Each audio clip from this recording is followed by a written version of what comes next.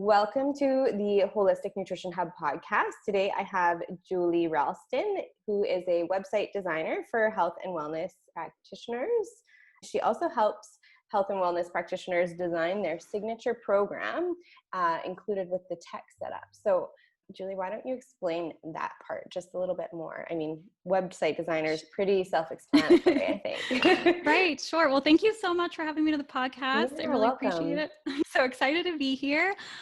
So that is called Design Your Program, and that's where I really partner up with health and wellness pros to bring their one. So a lot of my clients, they're in health and wellness, and they want to focus on helping people. We're going to be focusing on that life-changing content, making all of that, and then I can come on as the design and to make everything come to life. So I'll make sure to set everything up in Kajabi, design your sales page, all of your marketing materials for launch. So things like social media graphics, some of my clients like to do webinar or something like that. So I can kind of come in and be that design and tech partner so that you can focus on what's really most important. Awesome. Just making the process really seamless and easy. That's right. Cool. Exactly. Though some of the biggest questions that are out there are related to website design and all of that stuff. Do you want to just quickly explain how you got into website design, especially for health and wellness practitioners? Yeah. How'd you head down this road yourself? Yeah, I'd be happy to talk a little more about that. So I have been designing websites actually since I was 13 years old. So that's when I made my first website. Of course, and website design's come a really long way since then.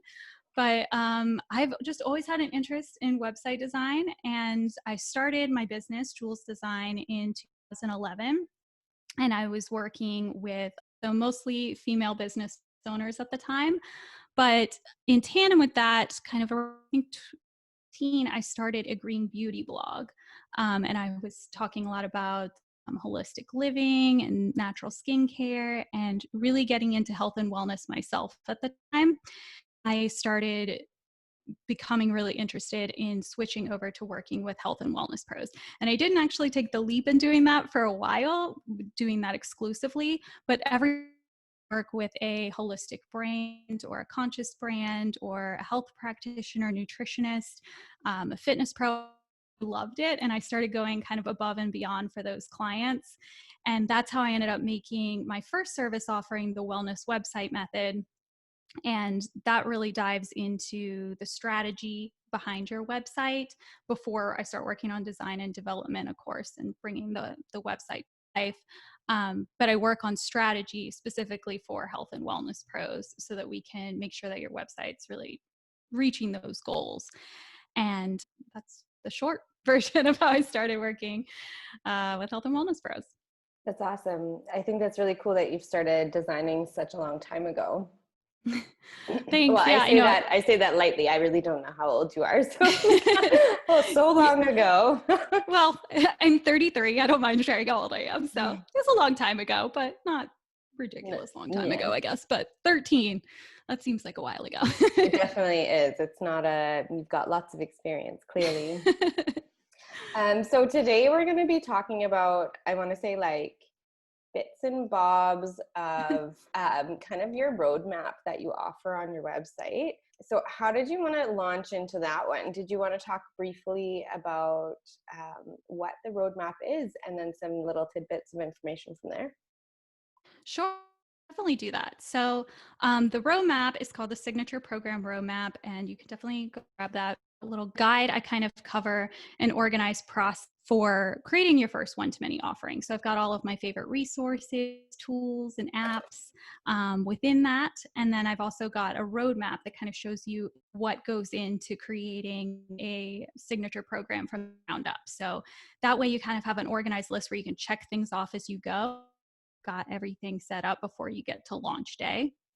And then I also have in there, and I have a sales page roadmap, which can part because a lot of my clients almost like salesy and slimy when they go to make their sales page, but it doesn't have to be like that at all. So the sales page roadmap will kind of take you through all of the sections that I recommend as a designer, including in your sales page to actually help it to convert. So there's a lot of stuff in there. So make sure you go and grab that. And we'll be diving into, a little bit of what you can find for a map today. But if you want a little bit more, you can go ahead and grab it. That's awesome. Sorry, guys, we had to turn off the video because, as you heard, the recording was not the greatest. So we'll just continue onward, and hopefully you can grab the pieces out of there. It wasn't so bad that hopefully you understood everything. But I think the most important information is coming up. So you talked briefly about a one-to-one versus like one-to-many model in terms of working with clients. Now, what is your take on that? On working one-to-one versus one-to-many? Yeah. So I think personally, I think it's a really good idea to work one-on-one first and then shift into one-to-many. The easiest ways, if you really have like your signature service, that's what I like to call it. If you have a signature service down where the process is really seamless, you've worked with clients before, and you've proven that it works, that's going to really make it a lot easier because you can almost essentially take that service and turn it into a group program. So I definitely think that's the easiest way to go about it. But depending on your business model, I do also okay to create a group program first. As long as it's relatively small, I think that's fine. But you don't want to be like creating some giant course that you want to launch to everybody or something for most businesses, at least. Yeah. And I think I totally agree with you on that. And I always tell, students even to, start their social media, start their website, and start gaining a following. It doesn't mean that they have to work with clients, but they really get to kind of communicate with their target market and start putting themselves out there. And so that kind of legwork of the followers is already going, because I don't know if you find this with your clients, but something I see a lot is, people are going from either one-to-one or one-to-many, or they start a course and then what happens is they don't have the following and all they hear is crickets, like they try selling and then they have nothing. And they think that just by putting themselves on the internet, magically something's going to happen and they're going to get all these signups from their program. So yeah, you don't want to put all that work into building them and then nobody buys it. So yeah, exactly. I totally agree. For sure. And so when you are getting started with creating your first program, what do you think some of the key steps in doing that are? So kind of like before, I really advocate for kind of creating a service if you're just getting started and you have that really like proven seamless system in place and are feeling really comfortable and confident working one-on-one with clients. And like you said, then you can also build a little bit of a following on social media. You maybe have some people on your email list, some followers on social media, things like that, people that you can actually talk to, warm leads of people who would be interested in your one-to-many program or your course or your membership site, whatever you're building. And then I think that's also just the easiest way to transition from one-on-one to one-to-many is actually looking at your existing service. How can I take that same blueprint and turn it into a program? So that way you're not really reinventing the wheel completely. And it's just like, you can certainly do it another way by looking at what your audience needs, sort of doing some market research and testing the waters that way. I think you should probably do that either way, now that I say that out. Either way, just making sure there's a need before you do all the work of creating this amazing thing. So for instance, I like to give examples. Maybe you're a holistic nutritionist and you've been working one-on-one with busy moms, maybe for a year or so to help them find balance in their lives and eat healthy, which I'm bringing that one up because I have a daughter myself. So of course I'm a busy mom and always thinking, but if that's, the case for you, maybe you could use essentially the exact same process or something really similar. If you've been jumping on call and working through everything in person or maybe digitally, you can turn those exact same steps into a one-to-many program so that you're helping, maybe 10 people at a time and eventually even more. Right, exactly. And in terms of efficiency, you're getting more bang for your buck too, because you're putting in way less work and getting more in return. Yes, definitely. It's definitely a little bit of work to set up your first one-to-many program. So it's some work up front, but then after it's set up, you can actually save a ton of time and you have more earning potential as well because you can market it to multiple people and scale from there.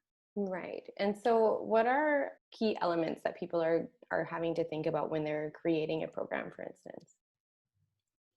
Yeah, that's a really good question. So it's going to kind of depend, of course, on your particular program and how you want to structure things.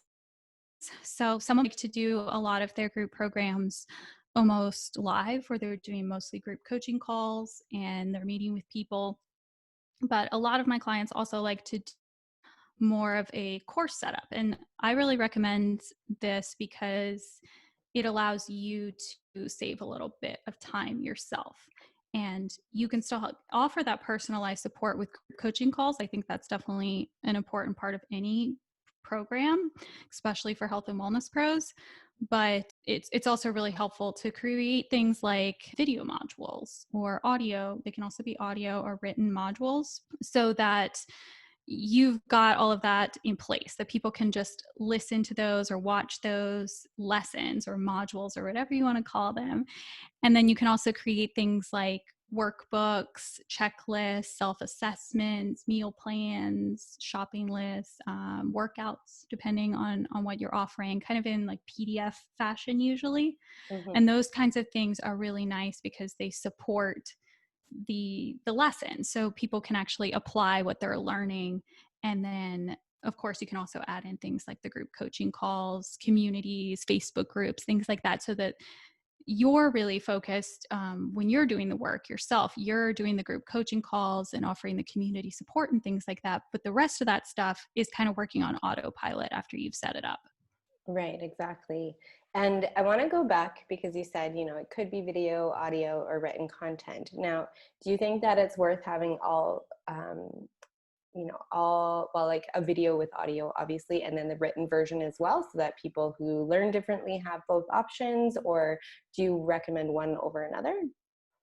Well, I like video the best because I think it's really nice to get that personal connection. So when people are working one-on-one with you, that's one of the great benefits about it is they usually get that personalized support. So it does feel a lot more personal when you include some kind of video. I think including the written format is definitely really helpful though for those that maybe don't have time to watch the video and they just want to get into it maybe and start reading something. But I don't particularly love just written content if that's like by itself. I think audio also can be really helpful if you're not feeling comfortable showing up on video maybe. Right. But I think just the more personal you can get with your programs. 100%. I totally agree. I think people need to see a face and get to know you, especially if you're doing a coaching program. Like we want to see the face behind whose marvelous idea they're putting out there. Yes, Uh, exactly. the next question I had for you. So when I'm doing our courses, use Thinkific. Do you have another Mhm. recommendation, or do you use the same for your courses? I really like Thinkific too. I think that's an excellent option, and I've used that with a lot of clients. Some other good ones are Kajabi. Teachable is really great for courses. Recently started doing Podia with a client. Just that one is going really well too. So I really like that platform. That's typically what I use. Cool. And then you could either add in a support group with Thinkific, or you could just run your group program through Facebook as well. Yes, exactly. So you could do like a Facebook group or something like that to offer that Yeah. community support. And then a lot of the things like Thinkific and all of those could draw like ways to either have those kind of group coaching calls included in platform, or you can use something like Zoom. A lot of times they connect with Zoom. So Yeah. there's other ways you can also meet too Perfect. digitally. Yeah, I think Thinkific, I just saw an email come out say that they just introduced Zoom as a partner with them as well. Oh, that's great. Yeah, Yeah, so I think I hadn't used them since they added that, so that's really good to know. yeah, I just saw the email come through the other day actually, because I was like, oh, that's good. um, Yeah, and for sure. Awesome. Is there anything else that you want to talk about in regards to the roadmap and maybe just some basic tips on starting your first program? Yeah, sure. So I would say when you're getting started, you're going to want to really outline the entire program process from start to finish. So we kind of went over some of those things that you're going to end up creating, like those video modules and the PDFs and things like that.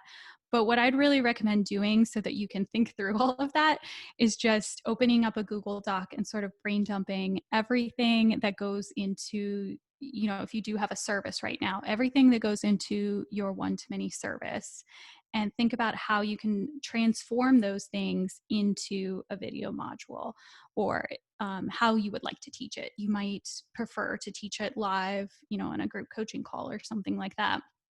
That's fine, but just kind of think through all the steps and see how you can sort of take someone from point A to point B. And then that way you've got like a really organized list after you've refined it and everything, so that you can go in and start creating the things that you want to create. You're not, all over the place. You got a goal in mind. I think that's really important. So that's another really big piece of the puzzle when you're talking about signature programs and courses and all of that kinds of thing, those kinds of things. You want to think about who you would like to join, so who your ideal client is, and also thinking about how you can automate things to make it easier on yourself come launch time, because that can be a little bit of a busy time. And then also how you can outsource so that you can really focus on the content creation and things like that. So I have a question. Then you say make sure you outsource things. So this is something that I read a lot about, like if you read like Tim Ferriss's books or any of these other business guys, they say outsource, outsource, outsource. Now, what do you think is the most, like, let's say like the top 3 things to outsource? Creating like a signature program, or Yeah. just in Well, general? yeah, let's stick with the signature, in regards to launching, I guess is where Okay. I'm going. Yeah. Gotcha. That's a really good question. So I would say outsourcing, it's definitely something that's going to help you to save time and also stick to your zone of genius. So you're the health and wellness expert. Maybe you're a nutritionist, like we were talking about earlier. And that's what you really want to be focusing on, is working on the content and preparing for launch, thinking about to have in your group program, who is it going to be perfect for, and then you kind of want to outsource the rest so that you don't have to. Since I'm a designer, of course I'm going to say and recommend that outsource a lot of the design. So things like your program branding, you don't necessarily need to have like a full brand suite like you do for your actual like core brand. But for your program, you're going to want to have like a logo, some colors, fonts, and things like stock photo selections and patterns and things like that can be helpful too. You're going to want to outsource things like social media graphics. So with most launch plans, you're going to want to show up on social media pretty consistently, especially in those sort of 2 weeks before you're launching. So thinking in advance about what kinds of things you want to post, and if it's Instagram, I happen to love Instagram, so you could think about, yeah, it's my favorite. So Yeah. you could think about like what you want to post on your feed and then also in stories, and have a designer work on any graphics ahead of time so that you can schedule those out and make launch time a lot easier. So it's stress-free. So you know exactly what you want to post about and what you want to say next. I think that can be really helpful. Other things designers can help you with is an opt-in incentive. So creating kind of that opt-in freebie that connects to your email list so that you can then market to your list. That can be really helpful to have, and it's all beautiful and branded. It makes sense. It should be fillable if it's a PDF, so you can fill it out really easily. And then also like marketing materials. For instance, if you're going to do a webinar launch, you can work with a designer to create a PowerPoint presentation or a keynote presentation so that you can kind of present that live and actually pitch your group program at the end. So that can be really helpful to do too. Another thing that is really nice to outsource when you are working through a group program is to outsource all of the tech stuff. So I know a lot of my clients don't love working with tech stuff, like their website, for instance, or actually setting up the program in something like Thinkific. Creating your sales page, for instance, those kinds of things can be a bit of a headache and really overwhelming if it's not something you're used to doing. So I think hiring those things out, so again, you can kind of focus on the most important stuff of the actual content for your program, and making sure you're making an impact in your clients' lives. Right, for sure. And so as a designer, like, how do you work with clients in terms of, like, do they do all of the copy and stuff like that, and you do most of the design work, or? Yes. So typically I will I'll start all of my, you know, client relationships out by jumping on a strategy call with them. So we'll kind of walk through the program process together and the launch plans. So that way we're both on the same page of how all of that's going to work and everything that needs to go into creating the signature program. And then I like to work in Asana. So which is just a project management app. So you can use app here, but I will kind of go in and be almost the project for the whole launch strategy. Right, So right. I can make sure we're launching on and that as well. And then yes, my clients will go in and create all the copy, record videos if they want to include kind of thing. And then we just sort of set deadlines to make sure that all of those goals are being met so that we're prepared for launch day. And then I go ahead and I create things like the workbooks, self-assessments, meal plans, things like that. I'll create all of those. I create the sales page. That's a really big part of the process. And take the videos, the content, everything that they're sending me and set it all up. I set up the, payment gateway, like with connection with Stripe, all of those kinds of tech things, all of the launching, all of that. I handle all of that stuff so that it's just a lot easier and my clients can just focus on creating the content. It's really amazing. Like, I mean, that's all the tricky stuff that takes hours to figure out, and time, and energy. And it's something that we always talk about too, is like making sure that any of the work that you're doing is going to bring in the same amount of money as what you're, putting into it. So I always use like a cleaner in the house as an example, like if you're not getting paid to do that task, or it's not making your top 4% or whatever the figure we want to use is, you should be outsourcing.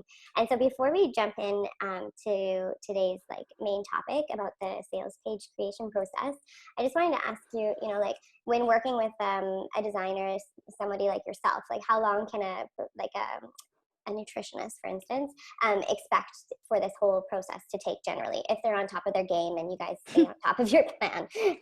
Right, exactly. So what I like to do is kind of do that creative strategy session a little bit earlier so that then my clients can focus on copy for a little bit. I want to give them some time to work on those things. And then we sort of jump into things really at the end. So the process generally takes about 4 weeks, depending, of course, on how large your program is, how many modules you want to include and things like that. But I can set it up pretty quickly, and that's in general how long it takes. But it can even be as quick as 2 weeks. Yes, yeah. When I've been working with clients, I think we're about the same amount of time. And it does go to show you, like, once you know how to do it, the process is easy. But, as as we've both designed websites and packages and courses and all of that stuff, I know we probably have a little bit more experience, but it does take quite a bit of time when you're first starting out. Yes, definitely. And that's actually kind of how I got the idea for this service that I'm offering. Is I had website design clients who I'd worked with before coming back to me and asking for help with setting up their signature program. And that's just, I always just helped people with it and liked doing it because I'm into design and tech and things like that. But it took a little while for me to think about actually turning this into a service. And that's kind of how it was born. So I could do things a lot quicker. So that's how it happened. That's awesome. So then let's jump in. That will bring us to the sales page creation, which I think is probably one of the most important pages. Do you agree with me on this? Or Yes, definitely. Because it's going to help really like make or break if somebody's going to, if they're kind of on the fence, especially, it's going to kind of push them over the edge to want to work with you. Yeah, for sure. Something I want to talk about is sales, just to begin with, because I used to be in car sales. And so really? Yeah, a long time ago. Well, not a long time ago. This was before my last son was born. But I worked in the car industry for over a year and a half. And I really liked it. I learned a lot about sales. And something that I think is often missed is building that like rapport with somebody.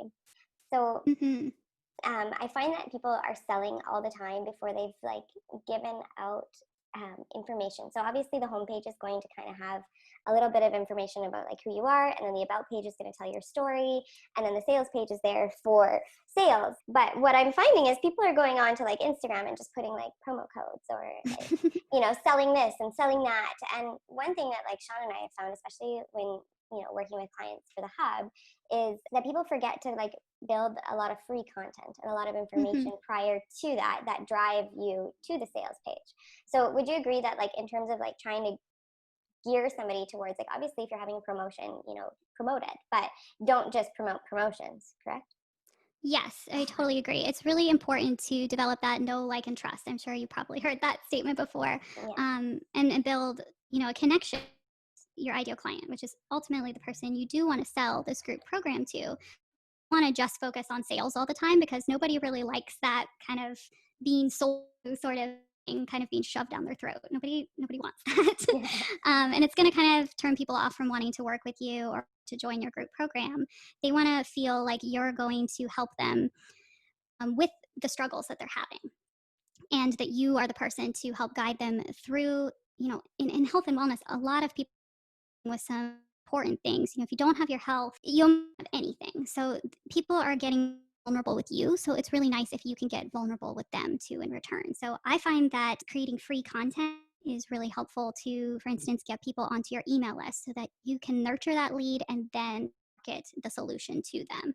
On social media, you can do the same thing. You can share valuable posts and information to build that trust up and that rapport up, so that then when you do go into a launch and you're selling, it's not kind of coming out of nowhere. People already know that you're this really helpful authority who can help them with this thing that's going on in their lives.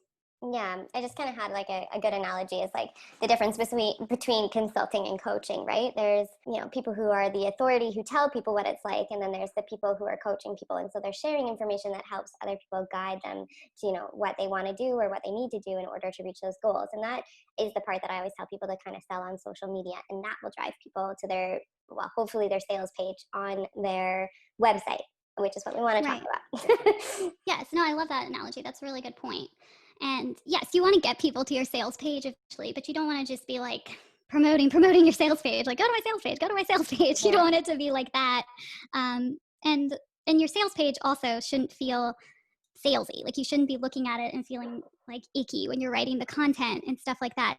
Of a sales page isn't to convince everybody to join your program. It's just to convince the people that really need the help and that are going to be a good fit for your program. Right. So what do you feel are the key elements that need to go onto this sales page to actually convince the folks to buy? So I think the first thing that pretty much any page on your website, but including your sales page, the first thing you're going to want to include is a headline. So you want to make sure that your headline's really clear and concise. But if people don't understand who it's for and how it's going to help them, then it's not going to be very successful. So I think it's fine to just include maybe your logo here with a little tagline underneath to sort of explain it a little bit better. But just including a headline and keeping it simple is sort of the first thing you want to do. And then next up, you can jump into relating to them. So kind of, I'm talking about like different sections on the page. Mm-hmm. And sales pages are usually really long form scrolling sales pages. So this next section is really important because common problems or symptoms that your ideal client, the person you want to join this one-to-many program, is going through right now. So these are the they're having or the feelings they're having right now. And eventually you're going to get into how you're solving this with your one-to-many program. But these pain points are what you're going to be solving with your program. So section, you really want them to be thinking, she gets me, when they're reading this copy and going through this section. So for instance, talking about the busy moms example from earlier, if you're like a holistic nutritionist for busy moms, maybe some of the struggles would be that they're out for the third time this week because they don't have time to cook a healthy meal for the millionth time, or they feel like they have time for everybody else, their kid, their partner, their job, but no time for themselves. Those would be the kinds of pain points that person is having, so that you can kind of tug at those heartstrings, build that connection, and keep them reading and engaged before you're diving into the next section, which is, of course, introducing your solution.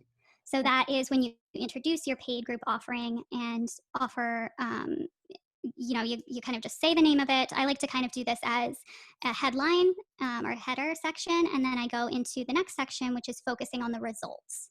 Okay. So this is another really important section because you're about how your program is the solution to their problem and the results that they'll be. So you can kind of ask yourself, what result can your client expect from their program? And then how are you solving those pain points that we just talked about with your program? And under that section, would you recommend posting a couple of reviews there, or would you recommend a completely separate page for that? I don't recommend a separate page for sure. I think reviews are really helpful and they're definitely a part of my sales page process. But I like to put them a little bit further down the page. So for this, yeah, for the results section, I like to really focus on what your program, like what your program is going to be offering them, essentially, like how it's solving those pain points. Yes, exactly. So how you're solving those pain points. So if someone's feeling too busy to cook for themselves, maybe you're solving that by teaching them how to meal prep. Maybe that's a part of your signature program. But you don't want to just say, I'm going to teach you how to meal prep because that isn't exactly super interesting, I suppose. So you could think about how that's actually going to change that person's life. So how is learning how to meal prep going to change somebody's life? It's help them. It's going to make it easier for them to eat healthy and feel really good. It's going to also help them to save time so they can spend it with their families or maybe on self-care activities. You know, that's really important for moms. I could use more of that myself. I feel you. So you can just kind of focus more on how you're actually changing the life for the better with your program, with the things that you will be teaching them inside of it. So that's how I really like to structure what I consider the most important part of the sales page is really those top sections, kind of relating to them and focusing on the result. And then everything else I'm going to talk about is really important, including like you brought up. But I think having those things right at the top, those items really helps to keep people reading and scrolling because sales pages are really long. So if you want people to keep scrolling, you kind of have to hook them right at the beginning. Right. Okay. And so are you willing to share what the other elements are that are not as important? Oh, yeah, definitely. So I would say next up, these kinds of things, you can sort of shift them around on the page. That's really, I shouldn't say they're not as important, but shift them around. I just like to include that section at the top, and I think that's the most important part. But the next thing I usually put on there is a process. So this is kind of how you're getting people from point A to Z. So you can go into a little bit more detail about like the steps needed to accomplish that end goal or the value that you're providing. So for me, on like my website design sales page, I like to do this by outlining the 3 steps that go into my process when I'm working with my web design clients. So this is things like strategy, design, development. And then I just kind of briefly explain what's included in each step so that people will just get a little bit of an idea, a little peek behind, the curtain of what it's going to be like when they start working with you. Beautiful. And then, that's generally what I like to do. And then I also think it's really important to include a short bio with a photo because, again, that connection, and people like to see your smiling face. Hopefully this isn't the first time they're seeing your face. Of course, you've probably built that connection in other places, but just kind of reminding them of who you are and building trust. And even better if you can also include a personal story that connects with your client's current pain points. So if you used to struggle with the same things that they're struggling with now, that's going to be really helpful to include here. For sure. Yeah. So you don't want the short bio here to be all of the accomplishments you've had or something like that. It should definitely be more focused on what is included in your program and how you can connect with that. Right. And then other things I like to include on a sales page is talking about who it's for. So this just helps to really attract those that are the right fit for your program and repel those that aren't a good fit for your program. So generally when I'm designing this for one of my clients, I like to set it up as perfect if and not so perfect if statements, but you can definitely do this other ways too. So for instance, going along with that same example, you could say perfect if you're a busy mom who has all the time in the world to take care of her family, but not herself. Or, or not so perfect if you're a busy mom who already has it all together. So that might be a little...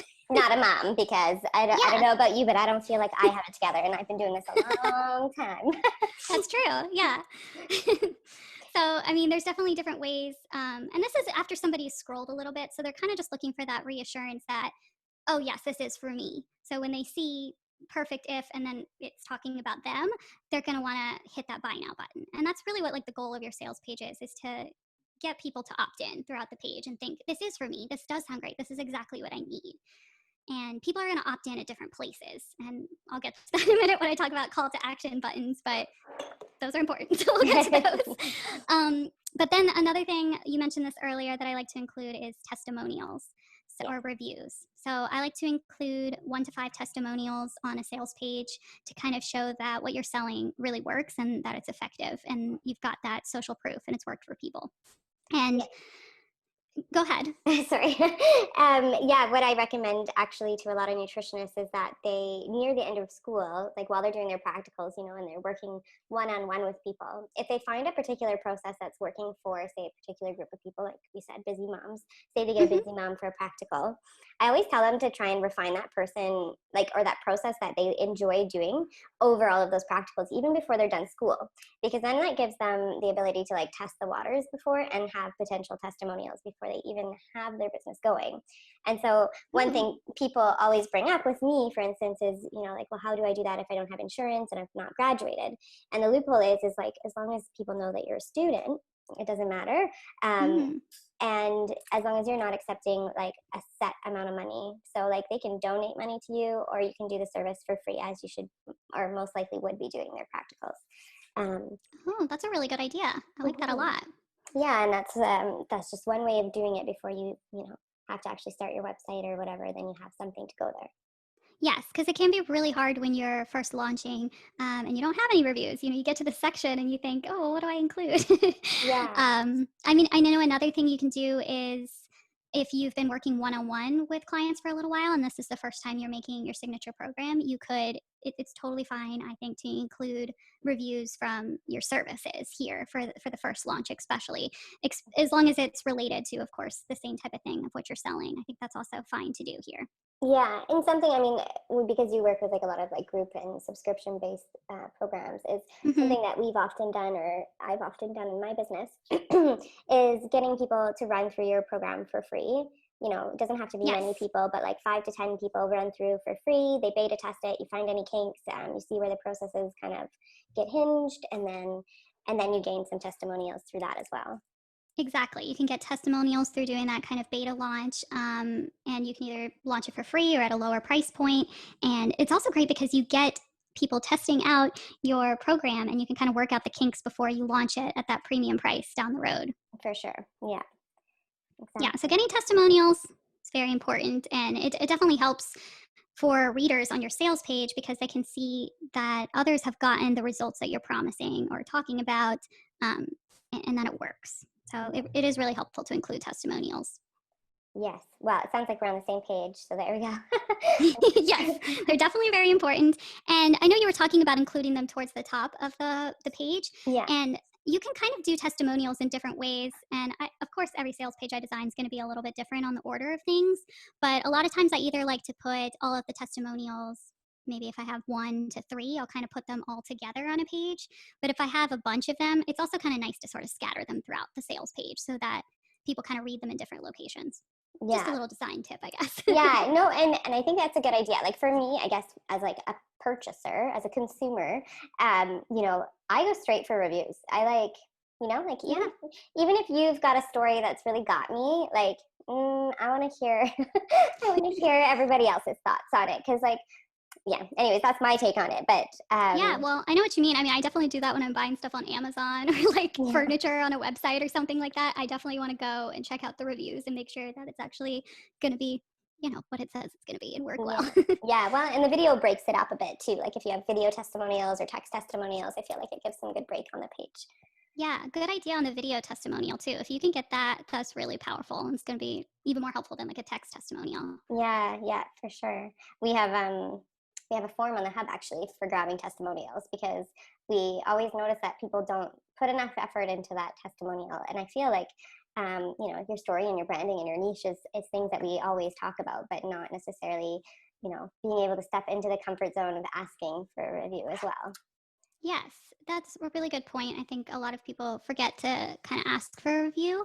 Maybe they just don't want to at the end of the process, but that's a really important step towards the end to ask for feedback.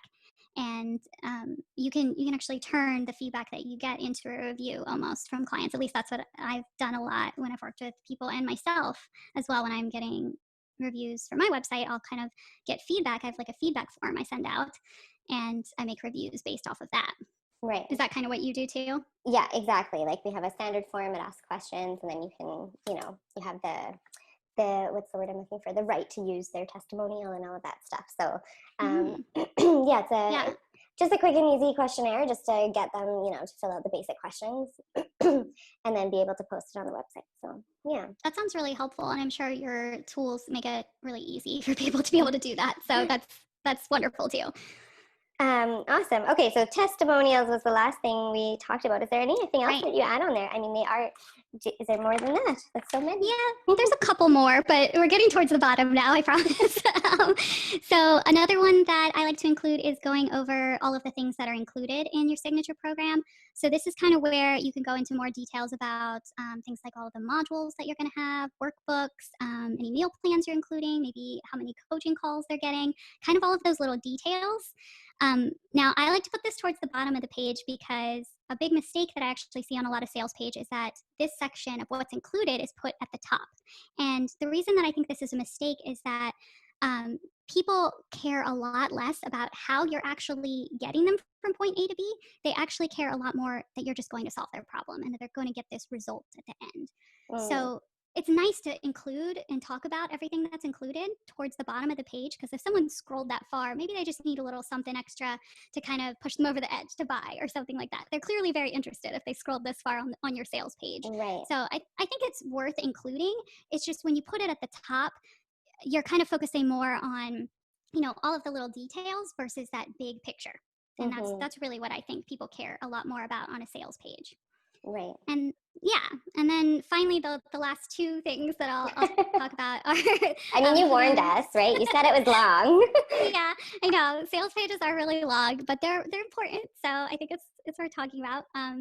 The other things you can include are like any legal stuff, your refund policy, frequently asked questions, stuff like that, which is all pretty self-explanatory. And then finally, your call to action. That's really the most important part of a sales page because you're getting people to actually join or buy. And I really recommend including, especially in these long form sales pages, about 2 to 3 calls to action throughout the page. They're all going to go to the same place, but you're just allowing people to opt in at different places. So maybe you're going to include one towards the top right after you've talked about the result that you're going to be getting for them. Maybe you include another one after the reviews, because that's another really powerful place that people might want to opt in. And then finally, maybe you include one at the bottom. And if you have payment plans or something like that, I like to put that at the bottom of the page so that you're outlining those too as well. So just making sure it's really easy for people to opt in wherever they're ready on the page. Right. And do you have, so these call to actions, are these different things or are they kind of the same free opt-in or opt-in to the group or whatever it is kind of placed throughout the page?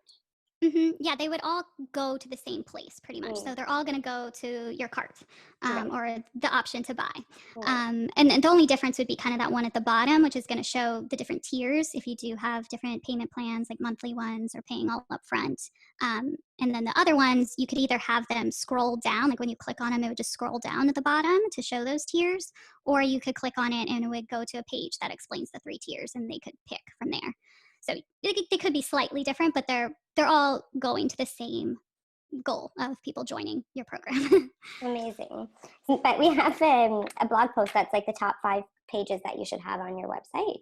Do you mind, as like a finale, just kind of telling us what your top 5 pages are on a website?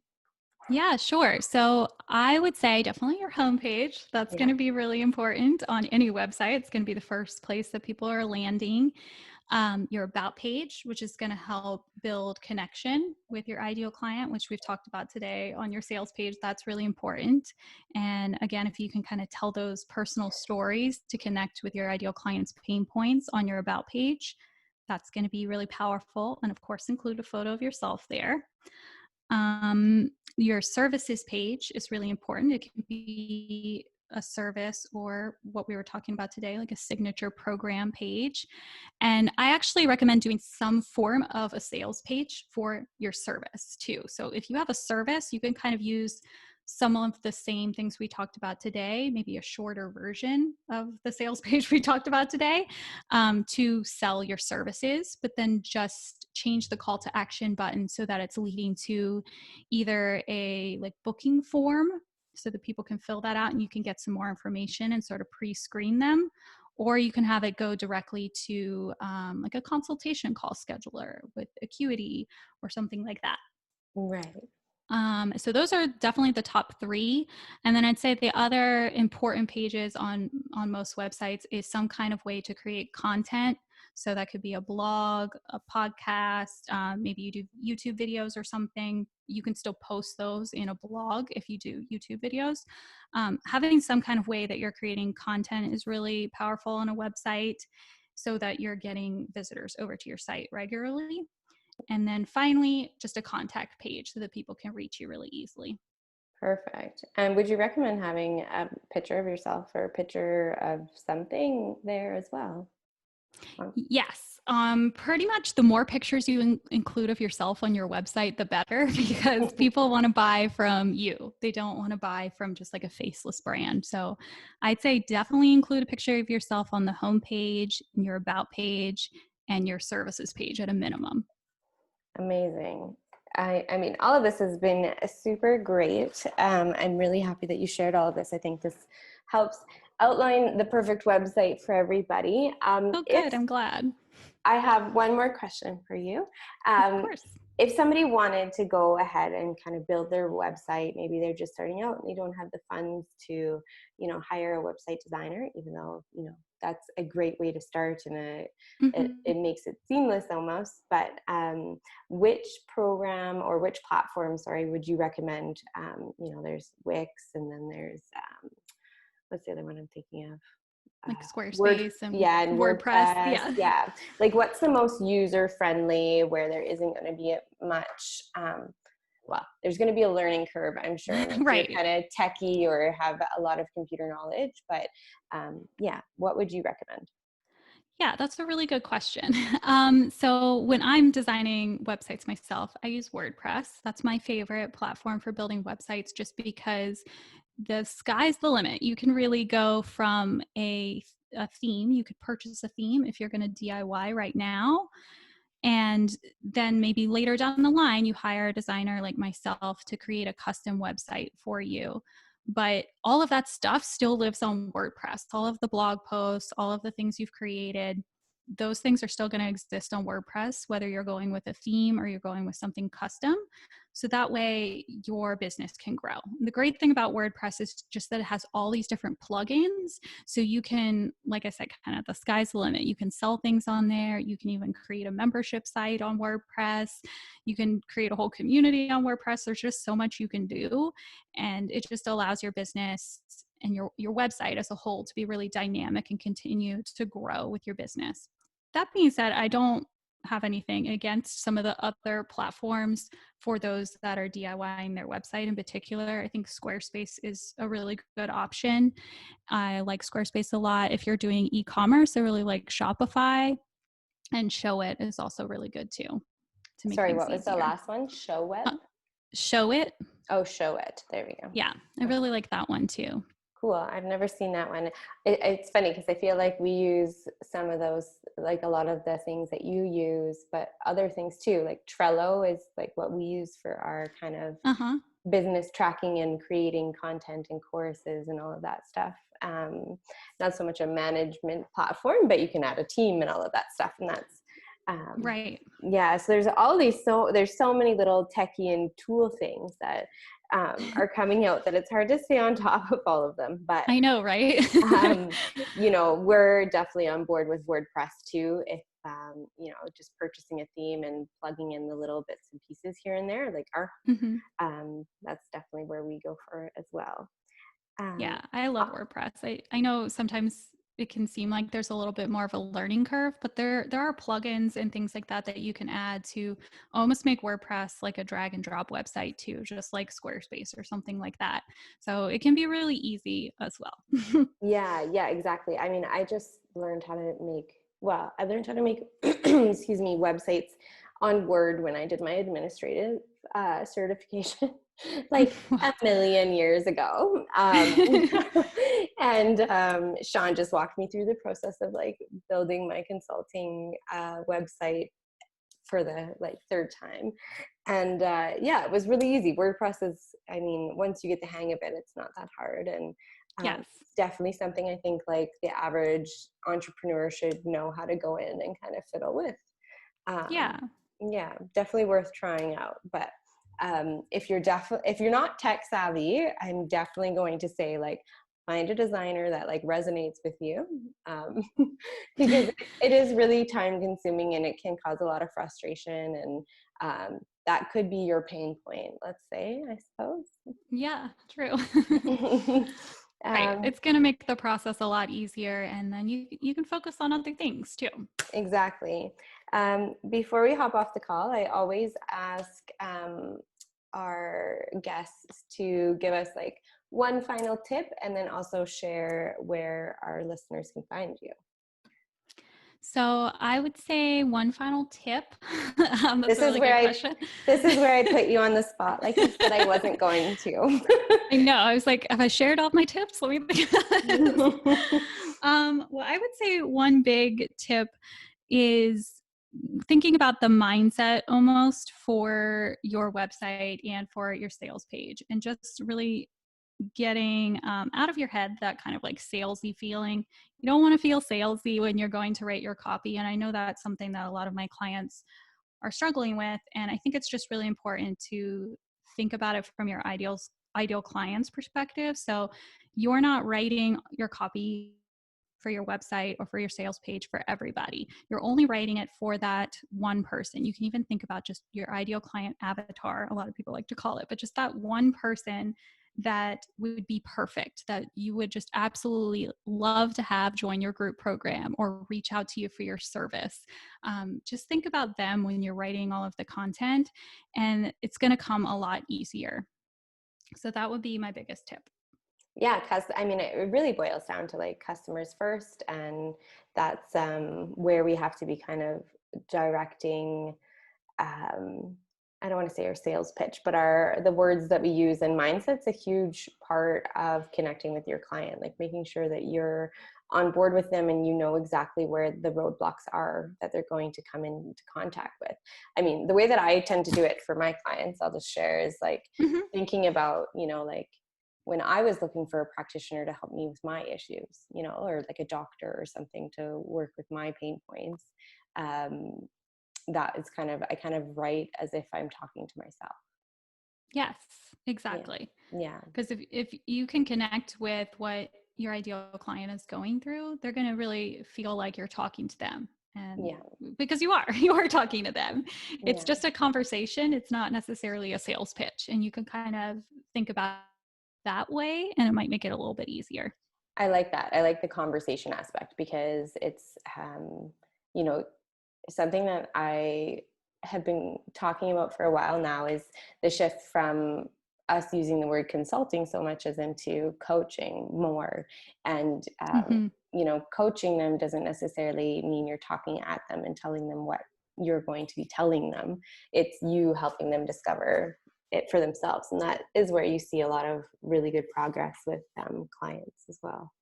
Yeah, that's a really good point between the difference between the two. I hadn't really thought about that before. Yeah, it is a big one. And I think that the more that we shift into, I mean, it depends on the job that you do. Obviously, you're a consultant versus a coach, right? Like you're the authority. Yes. So, but then when you're working in a group, it's really about motivation and all of those things. So keeping that in mind is like, it's a conversation back and forth, and that, there's still going to be some questions, but if you can make the process as clear as possible, that tends to be the best. Yeah, exactly. I agree. Keeping things really clear. Amazing. Well, tell us where our listeners can find you. Oh, right. I forgot about that part. It's important. So my website is julesdesign.co, and I'm also on Instagram. I love Instagram. So that's Jules Design, at Jules Design Co. And then I also have a podcast called the Go To Wellness Pro podcast, which is pretty similar to this one. I'm helping health and wellness pros with all things design and tech. And I do also have guest experts who come on the podcast and talk about other aspects of running a business. So I'd love it if you came and listened to that podcast and join me over on Instagram. And then also the signature program roadmap. I know I talked about that earlier, but you can grab that for free on my website if you're looking for a little bit more help with setting up your first signature program or creating your sales page. You can find all of that information there. Amazing. Well, thanks so much for joining us on the podcast and giving us your wealth of information and helping our listeners, maybe find some answers that they've been looking for. Oh, I'm happy to help. Thank you so much for having me. I really appreciate it. No worries. Awesome. Cool. Well, there we go. Yay. Yay.